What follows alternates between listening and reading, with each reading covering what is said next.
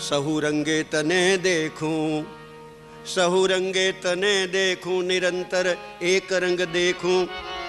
रहो ना भेद जाए को, विनंती ए जमारी छे। सगा वाला संबंधियों, सुरन मित्रों के शत्रुओं, रहो ना भेद जाए को, विनंती ए जमारी छे। अवधूत चिंतन श्री गुरुदेव दत्त।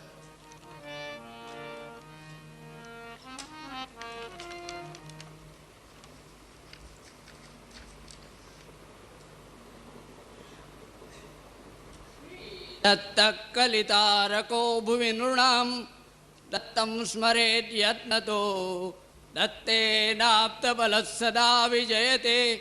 दत्ताय मे जीवनं दत्तात् भुक्तिरथापि मुक्तिरमला। दत्तस्य भर्गोमितं दत्ते ब्रह्मणि लीयतां मन इदं दत्ता सदः सन्नयः। हृदय नियामक अंतरे बाहिर सदगुरु रूप, पुनः पुनः प्रणमो तुने बाधे आ भवकूप। असार आ संसार मा एकमेव एसार, थाय संग जो संतनो टळे तो जयम द्वार। गकार सिद्धि प्रद कहो रकार पापदाहक, उकार विष्णु अव्यक्त जे सदगुरु एम त्र्यात्मक। चढ़ा चाववा लोहना ना बच्चा ना खेल, चढ़ा चाववा लोहना ना बच्चा ना खेल। रंग गुरु कृपा होय तो करे मोत थी गेल।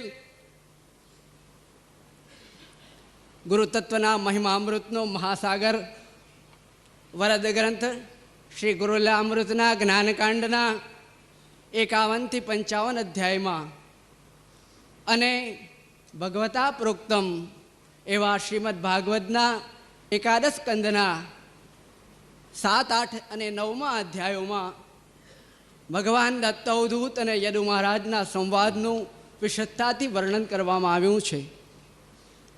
પૂર્વયુગમાં ચંદ્રવંશમાં પુરવા રાજાને ત્યાં આયુ રાજા, એમના દીકરા એ નહુષ, અને નહુષને 6 પુત્રો થયા: યતિ, યયાતિ, આયાતિ, સંયાતિ, વિરતિ ને કૃતિ. આ યયાતિ રાજાના દીકરા તે યદુ મહારાજ. આ યદુ મહારાજના જીવનમાં એક અન્યાય થયો અને ભગવાન દત્તાવધૂત તેને ન્યાય આપ્યો.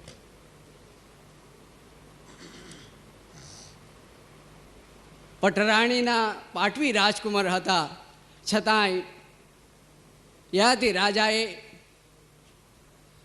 યદુ મહારાજને રાજગાદી ન સોંપી. જ્યેષ્ઠ રાણીનો જ્યેષ્ઠ હું સહું કેમ અપમાન. એમને દુઃખ થયું, હું અધિકારી હોવા છતાં મને રાજગાદી ન મળી. આપણને ક્યારે દુઃખ થાય? આપણે પિતાના એકના એક સંતાન હોઈએ, એમની સ્થાવર જંગમ મિલકત, ઘર ખેતરમાં આપણું નામ નિશાન ન મળે. બેંક એકાઉન્ટમાં જોઈન્ટ નામ તો ઠીક, પણ નોમિને તે તરીકે પણ નહીં, અને વિલમાં પણ કંઈ ન મળે ત્યારે આપણને દુઃખ થાય. યદુ મહારાજ કહે છે કે હું પાટવી રાજકુમાર છું, હા પટરાણીનો, અને દાસીના નાના પુત્ર પુરુને રાજ્ય આપ્યું. અપમાન એમનાથી સહન ન થયું. જીવનમાં ક્યારેક એકાદ એવી અણધારી અઘટિત ઘટના ઘટે કે એ અઘટિત ઘટના જીવને એકદમ ચોંકાવી ઉઠે, અને એ ત્યારે જો જાગી જાય, ત્યારે જો એ ચેતી જાય તો એ તરી જાય. આવી સચોટ ચોટ એ વ્યક્તિને એના જીવનમાં આમૂલ પરિવર્તન લાવે. રાજગાદીથી વંચિત ઉદ્વિગ્ન મનવાળા યદુરાય એકાંતમાં વનમાં ગયા, અને વનમાં ગયા તો ગયા, અંતર્મુખ થવા મથતા આ યદુરાજાએ એક એવું અદ્ભુત દ્રશ્ય જોયું. એ દ્રશ્ય જોઈને એ દંગ થઈ ગયા, વિસ્મય પામ્યા, ખૂબ વિસ્મય પામ્યા. આવું તમે ક્યારેય જોયું નથી, આવું તમે સ્વપ્નમાંય નથી જોયું. અરે મારી કલ્પનામાં પણ આવું દ્રશ્ય કદી આવ્યું નથી. શું જોયું એમણે? કાવેરીના કાંઠે ઉપર આબ ને નીચે ધરતી એવી તદ્દન નિરાધાર અવસ્થામાં, સ્થિતિમાં તેજના અંબાર સમૂહ હા, એમના મુખ ઉપર સદાનંદનું સ્મિત વેરતા નિર્ભય નચિંતને નિતાંત સુખમાં રમમાણ રહેલા એક દિગંબર મૂર્તિને એમણે જોયા. સૂતો લાંબો થઈ આહા અજગર સમભૂ પર ધૂલી ધૂસર ગાત્ર છે વર્ણચિહ્ન અકળ. હે દિગંબર મૂર્તિ, આપ કોણ છો? આ ઘોર અરણ્યમાં આ નિર્ભયને નચિંત થઈને એકલા અટુડા તમે કેવી રીતે રહી શકો છો? આપનો યોગક્ષેમ કેમ ચાલે છે? આ પેટનો ખાડો કેવી રીતે પૂરો છો? ભોગે તનુ બંધાય છે આ તો વિરુદ્ધ યોગ. આપ બાળક જેવું વર્તન કરો છો, છતાંય આપમાં બાળક બુદ્ધિ નથી. આપ સુગ્ન છો, અગ્ન નથી.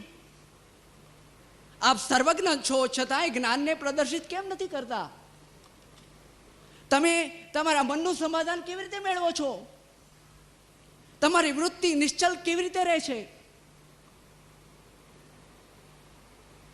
હે ભગવાન, આ ચારે કોર જગતમાં આદિ વ્યાધિ અને ઉપાધિની દાવાનળ સળગી રહ્યો છે, છતાંય ત્યાંથી તમે જરાય દાટતા નથી. ચારે કોર દુઃખની હોળીમાં બધા સળગી રહ્યા છે, જ્યારે આપને માટે કાયમ દિવાળી. ભગવાન, હે દિગંબર મૂર્તિ, મને તો એમ લાગે છે ઘર બાર દાર પરિવાર સારા સંસારમાં ભૌતિક સુખોની વચ્ચે અમે દુઃખમાં સડીએ છીએ, અને એમાંથી એકાદે સુખ તમારી પાસે નથી. આ સર્વથી પરાન્મુખ થયા છો, છતાંય આપ અનંત આત્યંતિક સુખ નિતાંત સુખ સાગરની શૈયામાં તમે પોઢ્યા છો. આનું રહસ્ય શું? જોઈ તુજને આહી કરે ન અક્કલ કામ. ઉપર આપ ને નીચે ધરતી અને સામે કાવેરી, આવી નિરાધાર અવસ્થામાં આપ સર્વાધાર છો. ભગવાન કહે છે, यदु महाराज तुमने शू समझाऊं, जो निराधार होता है वो ही सर्वाधार हो सकता है. हाँ, स्वामी रामतीर्थ कहता, सिर पे आकाश का मंडल है, धरती पे सुहानी मखमल है, चश्मे तंबूर बजाते हैं, गाती है हवा मल्हार बाबा. अवधूत जी ने पण मस्ती एवी, धरती का तो बना सिंहासन छत बादल तरु फैला, बैठे बादशाह रंग अजब दिखाई, भई मत वाली पिया के दीदार पाई. हाँ, मिला जो राज तो क्या, खोया मकान तो क्या, हुआ हैरान तो क्या, मालूम किसी को प्यारे, तन की सुधी न जिसको जन की कहाँ से प्यारे. पूज्य बापूना वक्तव्यना एक अंश रूप एम कहूँ तो वाह वारे मौज फकीरा दी. केवी निजानंदी मस्ती. भगवान के छे, यदु महाराज मारी आ मस्तीનું રહસ્ય છે. राजा मनुष्य देख आ ईशे निर्म्योजे, करवा विचार तत्वनो जाण निश्चय. अरे यदु महाराज दंग થઈ ગયા. મને આ શું સંબોધન કર્યું ભગવાન દત્તવધૂતે? રાજા? શું રાજા છું? રાજગાદી નથી મળી તેતાથી હું દુઃખી છું. મને રાજા આ તો બાદશાહનો બાદશાહ, બેતાજ બાદશાહ. હા, આ રાજવીનો વળી રાજ દત્ત, અને ઈશનો ઈશ ઐશ્વર્યયુક્ત, અને દેશિકોનો આચાર્ય મુક્ત સ્મરી લે પ્રતિ. આવો બાદશાહનો બાદશાહ, બેતાજ બાદશાહ મને રાજા કહે છે. શું રાજા છું? ભગવાન કહે છે, યદુ રાજા ભૌતિક રાજ્યની જમીનના ટુકડાના રાજ્યનો તું રાજા નહીં, પણ સ્વાત્મ સામ્રાજ્યનો સમ્રાટ પણ તું છે. ભગવાન, તમારી આ નિજાનંદની મસ્તી અને સ્વાત્મ સામ્રાજ્ય મને સમજમાં, મારી બુદ્ધિમાં નથી ઉતરતું. ત્યારે ભગવાન કહે છે, એની પાછળ તત્વ કરવા વિચાર, તત્વનો વિચાર કર્યો. મને તત્વજ્ઞાન પ્રાપ્ત થયું છે, તેને કારણે જ આ મસ્તીમાં રહું છું. આપણને વિચાર કરો, તત્વની વાત સાંભળવાની ગમે ખરી? તત્વની વાત સાંભળવાની ગમતી નથી, તો એના ઉપર વિચાર કરવાનું, ચિંતન કરવાનું, મનન કરવાનું ક્યાંથી ફાવે? જ્યારે આપ તો તત્વાનુસંધાન સાથે એટલા બધા એકરૂપ થઈ ગયા છો, always and constant attachment with the divine. આવી આ સ્થિતિનું રહસ્ય ખોલો. અને ભગવાન દત્તવધૂતે રહસ્ય ખુલ્લું કર્યું. તેને જ જણાવું કે અનાત્મ વસ્તુ જેટલી હે સર્વ એ જાણ, ઉપાદે આત્મા નકી એક બ્રહ્મ તું માન. માત્ર અનાત્મ વસ્તુનો ત્યાગ. ભગવાન કહે છે, હંસ વૃત્તિથી નિરીક્ષિત નાએ અથવા તો સુપડું જેમ છોડા ફોતરા કાકરા છૂટા પાડી છોડી દે અને સાર તત્વ એવા દાણાને ગ્રહણ કરે, તેમ અનાત્મ વસ્તુ જેટલી અનાત્મ વસ્તુ અસાર વસ્તુને છોડી દઈશ તો સાર તત્વ આપોઆપ તારા હાથમાં આવશે. અનાત્મ વસ્તુને છોડી ભગવાન તમે કહો છો એ વાત સાચી. અવધૂતજી પણ કહે છે એક સંસ્કૃત પદમાં કે ત્યજ સંસારમ ભજરે સારમ સર્વાધારમ શ્રીરામમ કરુણાપારમ દીનાધારમ વારમ વારમ મૂઢ મતે ત્યજ સંસારમ ભજરે સારમ. ત્યારે આપણને એમ થાય કે આપણે તો ભજ સંસારમ ત્યજરે સારમના પંથના છીએ. હા, આપણે તો ઈશ્વરને છોડીને ઐશ્વર્યમાં નાચીએ છીએ. હા, જગતપતિને જગદીશને છોડીને જગતમાં અટવાયા છીએ. હા, દુનિયામાં દિગંબરને છોડીને દુનિયા પાછળ ગાડા બન્યા છે. કોઈને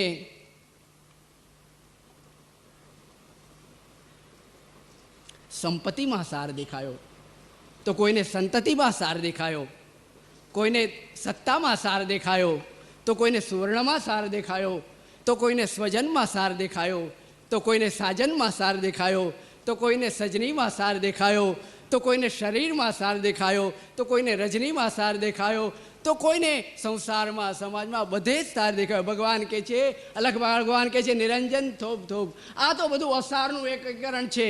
આ અસાર તું ક્યાં શોધે છે? એ આ જગતના જીવોની દ્રષ્ટિ જ આવી છે. ઓલ હેવ આઈઝ, બધાને આંખ છે. All have eyes but few have vision.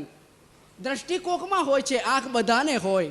ખૂબી શોધવી એ જ સુગ્નતા છે. ભગવાન દત્ત અવધૂત કહે છે કે સાર શોધવો સર્વદા, એને જ સુગ્ન કહેવાય.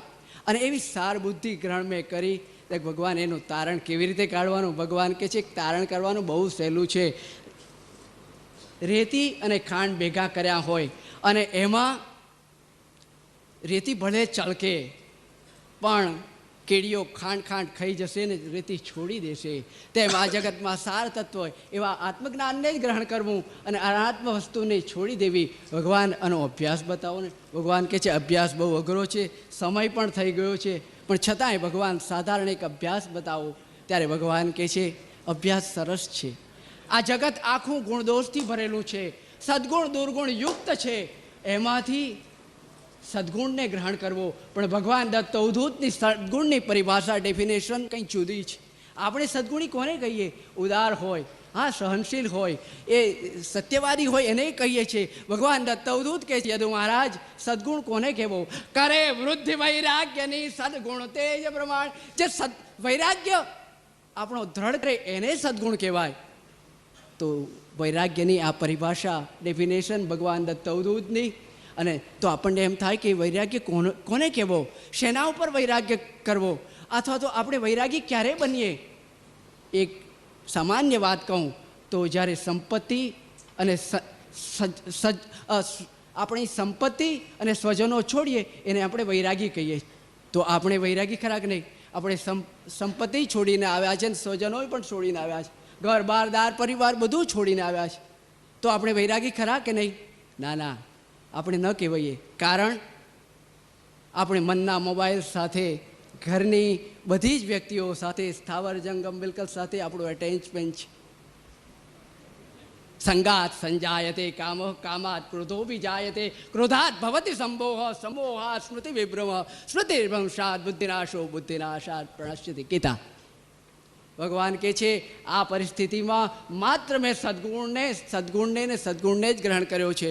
અને એવા તો કેટલાય સદગુણના ભેગા કરીને એનો એક મહાસાગર છે અને એમાં જ ડૂબી રહું છું. થોડું થોડું સર્વથી કર્યું એકટું જ્ઞાન, નિર્મી જ્ઞાનાર્ણવ સ્વયં કર્યું તેહમાં સ્નાન. ભગવાન દત્ત અવધૂત ત્યારે મને એ ગુણોનો બોધ તો આપો. ભગવાન કહે છે ના, હવે સમય થઈ ગયો છે.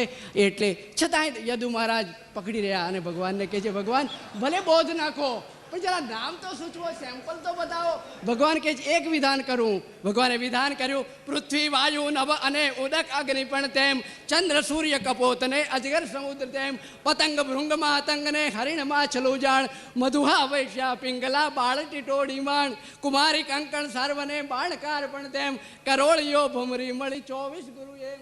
થોડું થોડું સર્વથી કર્યું એકટું જ્ઞાન.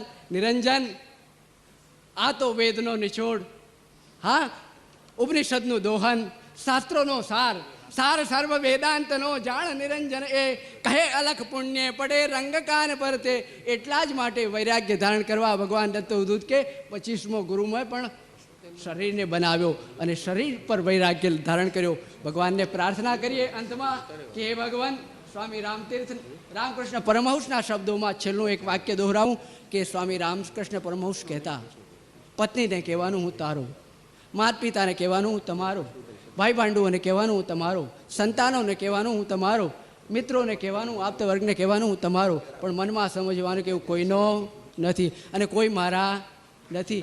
એટલું જ નહીં, મારું શરીર પણ એ મારું નથી. આવો વૈરાગ્ય ધારણ કરવાની અને દેહમાં આત્મબુદ્ધિ કેળવીને દેહથી પર થવાની એ વૃત્તિ ભગવાન દત્ત ઉદ્ધત અમને આપતા રહો એવી હાર્દિક શુભ ભાવના સાથે સચ્ચિદાનંદ ભગવાન.